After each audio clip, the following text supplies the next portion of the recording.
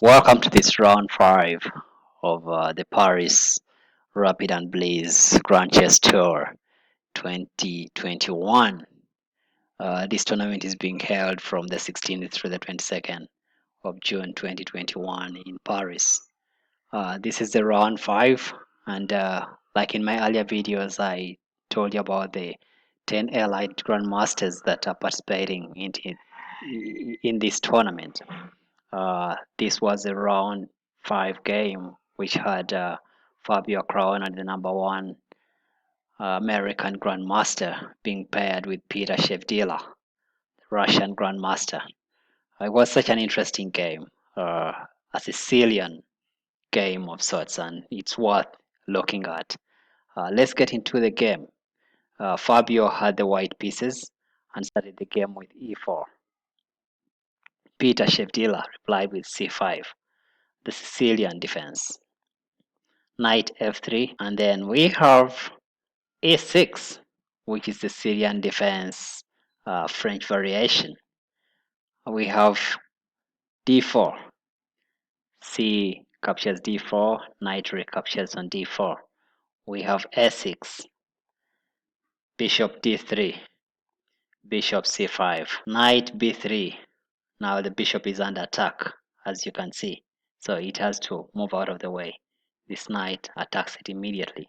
So bishop draws back to e7, which is the first in address of the game.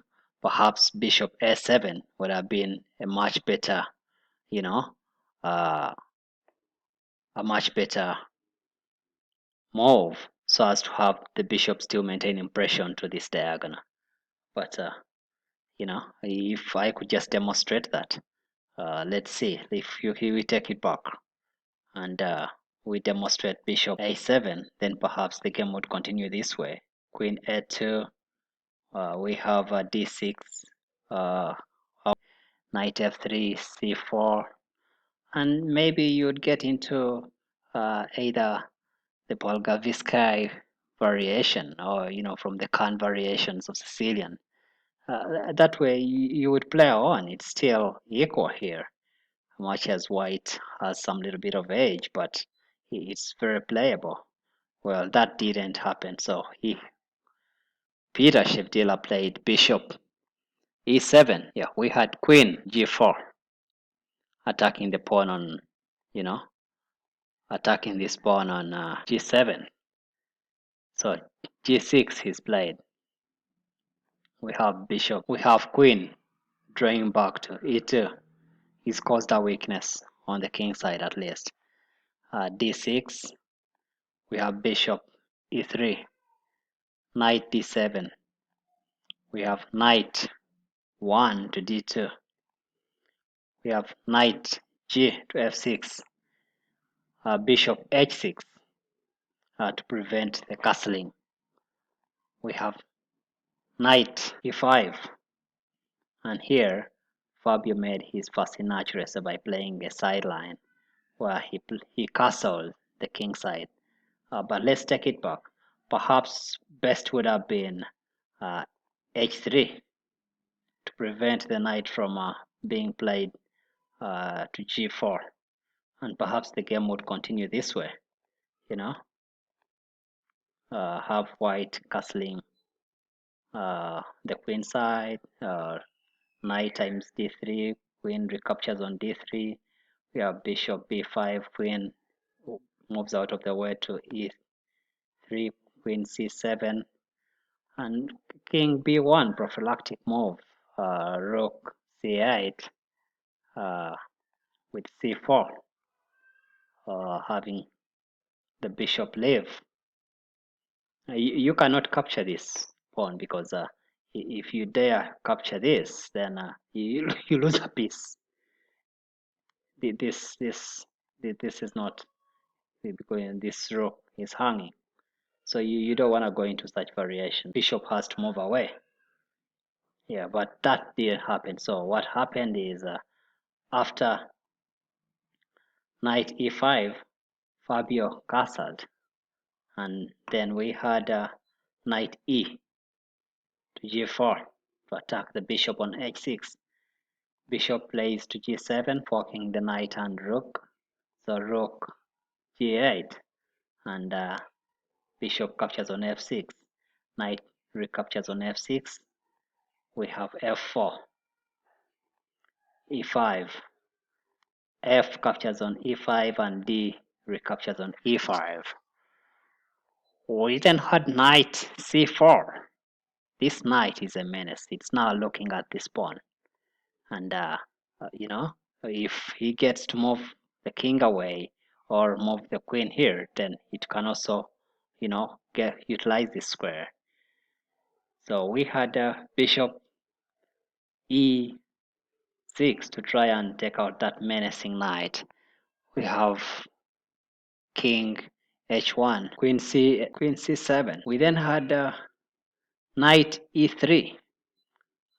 King moves to f8. c4 is on the board. c4 is on the board. We have king g7. He's trying to do a manual castle. We have knight d2. Rook g to e8. Knight d5. Now this knight is attacking the queen, bishop, and the other knight. So it has to be picked off board. And the best is you use the bishop. Bishop picks knight, and the c pawn recaptures on d5. We have rook a to c8 and f4.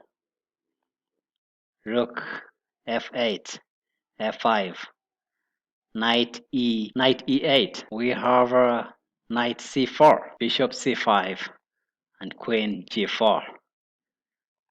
We have bishop d4, and this is when Caruana played rook a2, another inaccuracy of the game.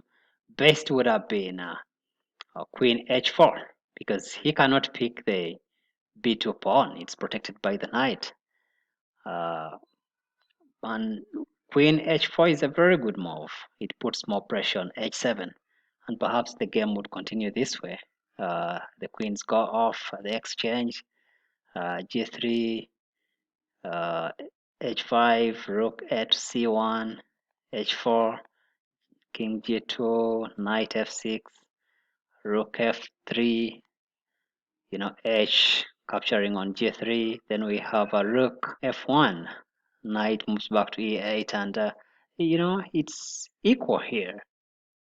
However, that wasn't played. We had rook a2, and then knight d6 was played. We had b3 protecting the knight, adding a reinforcement. We have queen e7, h4, h5 to evict the queen, queen h3, rook c7. We have g4 trying to open up things and open up the flanks. We have h capturing on g4, queen recaptures back on g4. We have rook h8 and rook h2,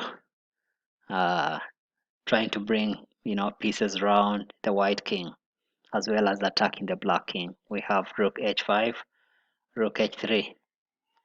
We have queen d7, queen d2, and then a blunder was played, which was rook c8.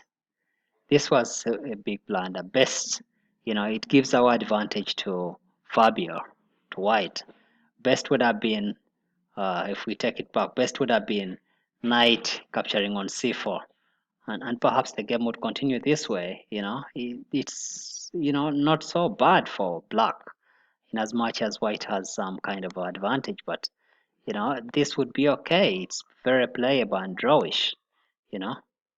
This is minus 0.1, which is almost equal. But that didn't happen. A blunder was played, and rook c8. We had bishop attacking the rook on h5. We had rook c to h8, which is another blunder. Perhaps rook capturing on c4 would have been a much better move. Let's take it back. we are saying rook capturing on c4 would have been a much better move, and perhaps player would continue this way. You know, player would continue that way. This is still playable. But we had the rook on c to h8, and that's where Fabio captured the rook on h5. Rook recaptured on h5. We had knight d6, queen d6 as well. We have queen g4, queen d8, rook g2, rook h5. We had rook h7, then we had h5 being played. Queen capturing on f5.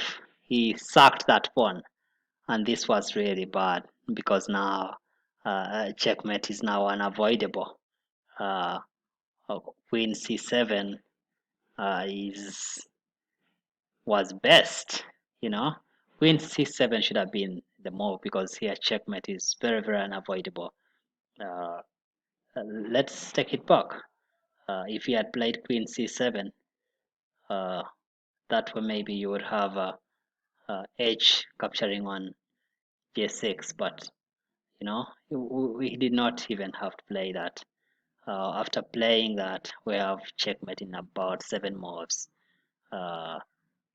However, what Fabio played, he was even much better. He had rook capturing on f7, you know, and this way, if you dare try to play that, then you're having all sorts of things. You're having this as a check, number one check. You cannot move here. You'll be, you know, played there. You, if you try to play that, this is all not good. This is all not good.